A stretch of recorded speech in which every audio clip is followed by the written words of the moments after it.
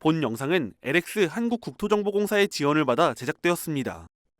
약 10여 년 전만 해도 차로 여행을 떠나면 부모님 중 한 분은 운전을 하시고 다른 한 분 혹은 본인이나 형제자매가 옆에서 지도를 봐준 기억이 있을 것입니다. 물론 채널의 한 축을 담당하고 계신 이분들에겐 거짓말처럼 들릴 수 있겠지만 그때는 초행길에서 지도를 잘못 읽으면 다음 나들목까지 한참을 더 가고는 했죠. 이러한 모습은 2010년대 이후 스마트폰과 내비게이션이 폭발적으로 보급되며 지금은 찾아보기 힘든 모습이 되었습니다. 그러나 지도가 문제인지 그것을 읽는 사람이 문제인지 지금도 관광지에서 스마트폰 지도를 들고 목적지를 잘 못 찾는 경우가 생깁니다. 이번 영상에선 우리 역사 속 지도와 지도의 문제점, 인구 증가로 인한 도시 발달의 부작용, 그리고 이것을 해결하기 위한 궁극의 해결책에 대해 알아보겠습니다.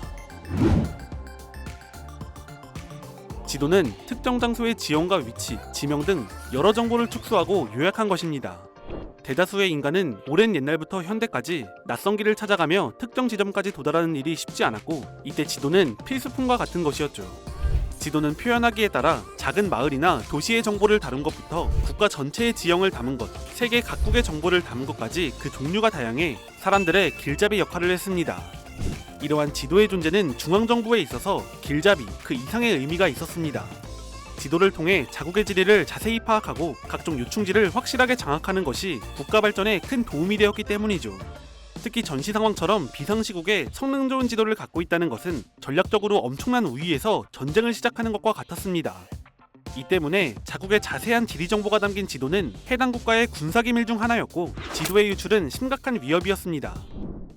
고구려는 봉역도라는 지도를 만들어 사용했습니다. 고구려 영유왕은 이것을 당나라에 보냈다가 정적들에게 격렬한 반발을 산 적이 있죠.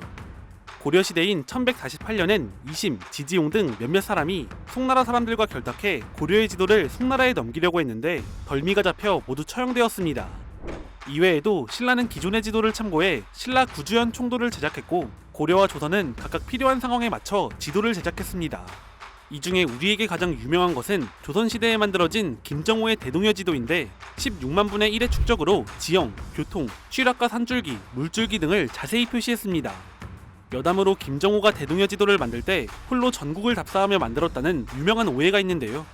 실제로 김정호는 대부분 기존의 지도를 취합해서 만들었다고 하네요.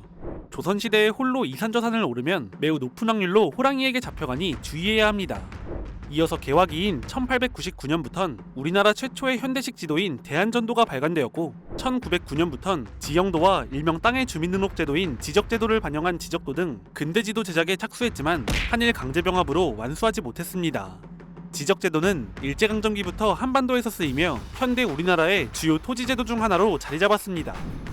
하지만 아무리 잘 만든 지도라 하더라도 모든 지도엔 문제가 있습니다.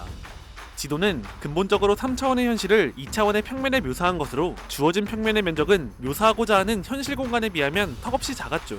그랬기에 방대한 축소와 요약, 각종 기호를 통해 정보를 넣을 수밖에 없었고 이 과정에서 매우 복잡해질 수밖에 없습니다. 이것은 많은 사람이 작은 공간에 모여 살 때, 즉 거주지의 밀도가 높아질수록 문제가 됐습니다. 한편 인간이 모여 살면서 생긴 문제는 이뿐만이 아니었습니다. 도시의 공기가 자유를 만든다.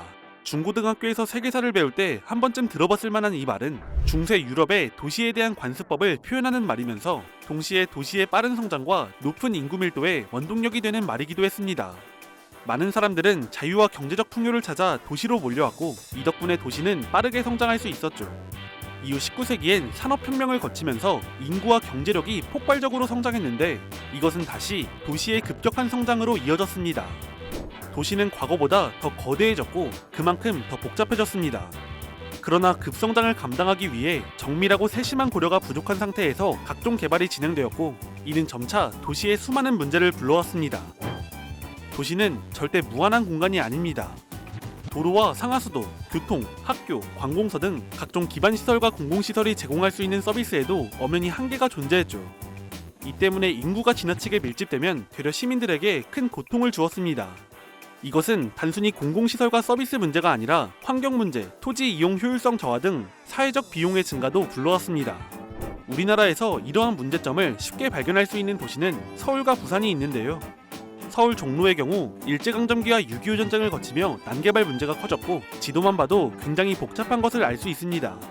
특히 아직까지 남아있는 노후화된 주택과 달동네, 쪽방촌 등은 도시의 문제를 여실히 보여주고 있습니다. 부산의 원도심의 경우엔 일제강점기 당시 일본의 필요와 편의를 위해 개발되며 시작되었습니다. 결정적으로 6.25 전쟁이 발발하며 많은 인구의 피난민이 갑작스럽게 유입되었고 시가지가 무분별하게 확장 개발되었습니다. 또한 이어진 한국의 고속성장은 다시 한번 부산에 급속한 인구 증가를 가져왔는데 대부분의 토지가 산지이던 부산의 지리적 특색 역시 이러한 상황을 더욱 악화시켰습니다. 부산은 우리나라의 대표적인 난개발 도시가 되었고 한국에서 가장 운전하기 어려운 도시라는 이미지 역시 이러한 난개발 문제에서 비롯됩니다. 그럼 만약 난개발 없이 모든 도시가 계획을 통해 만들어진다면 도시 문제가 사라질까요?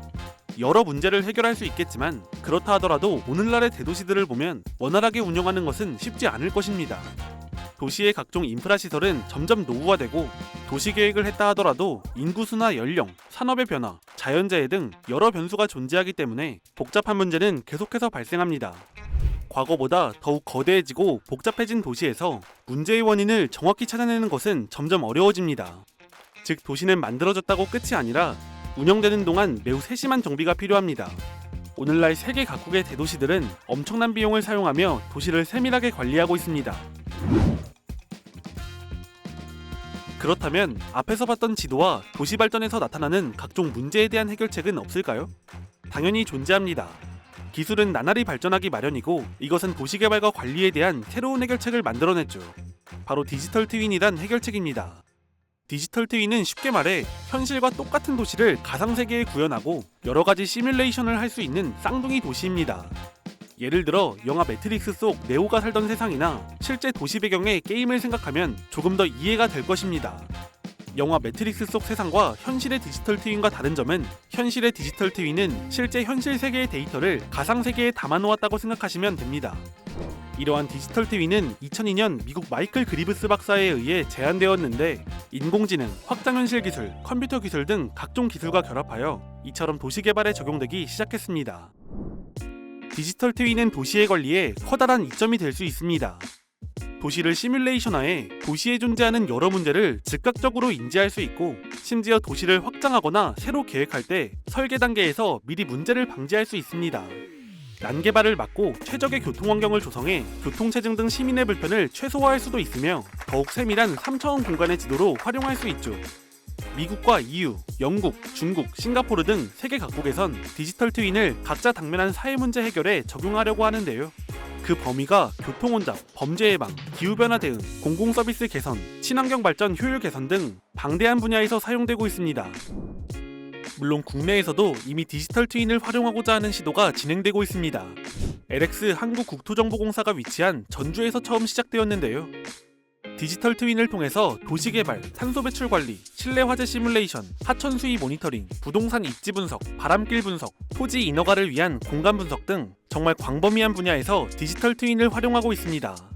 디지털 트윈은 당연히 대한민국 어디든 적용할 수 있습니다. 이미 여러 지자체에서 디지털 트윈을 도입하거나 도입하려 하고 있죠. 최종적으로 전 국토를 디지털화시킬 수 있다면 국토를 더 효율적으로 사용하게 해 미래의 대한민국을 더 경쟁력 있는 국가로 만들 수 있을 것입니다. 미래의 디지털 트윈은 어떤 모습이 될까요? 전 국토의 정보가 담겨있고 인공지능이나 확장현실 기술이 결합되는 만큼 기술이 고도로 발전한 미래에는 정말 상상만 하던 일이 펼쳐질 수 있습니다. 디지털 트윈 속에서 학교 수업을 진행할 수도 있고 가기 힘든 여행지를 가볼 수도 있을 것이며 나아가 영화 레디 플레이어 원 속 주인공처럼 가상세계에서 실제와 같은 게임을 즐기는 날이 올 수도 있습니다. 마치 지금 현실보다 컴퓨터와 스마트폰을 더 많이 보는 것처럼 미래엔 디지털 트윈 속 세상에서 더 많은 시간을 보낼지도 모르겠네요.